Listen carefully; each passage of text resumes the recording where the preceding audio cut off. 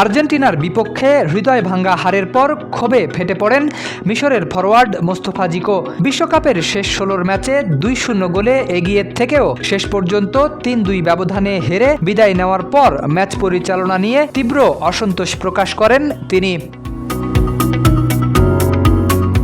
Match শেষে গণমাধ্যমের মুখোমুখি হয়ে জিকো বলেন, রেফারির সিদ্ধান্তগুলো মিশরের বিপক্ষেই গেছে। তার ভাষায়, রেফারি ভালো ছিলেন না, তিনি অন্যায় করেছেন। শুরু থেকেই তিনি আমাদের বিপক্ষে ছিলেন, তিনি আমাদের জিততে দিতে চাননি।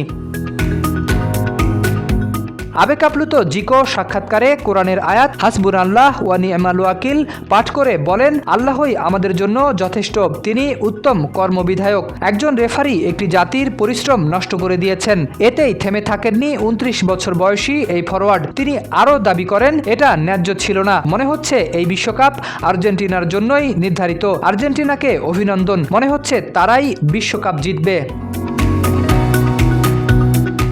মিশর শিবিরের ক্ষোভের মূল কারণ ছিল ম্যাচের কয়েকটি বিতর্কিত সিদ্ধান্ত। দ্বিতীয়ার্ধে জিকোর করা একটি গোল ভিএআরের পর বাতিল করা হয়। এছাড়া নিজেদের পক্ষে সম্ভাব্য পেনাল্টির আবেদনও নাকচ হওয়ায় ক্ষুব্ধ হন ফারাওরা। এসব সিদ্ধান্তই ম্যাচের মোড় ঘুরিয়ে দিয়েছে বলে মনে করেন জিকো ও তার সতীর্থরা। তবে জিকোর এসব মন্তব্যের বিষয়ে ফিফা বা ম্যাচ রেফারির পক্ষ থেকে তাৎক্ষণিক কোনো প্রতিক্রিয়া পাওয়া যায়নি। শরীফ উদ্দিন, ইত্তেফাক নিউজ।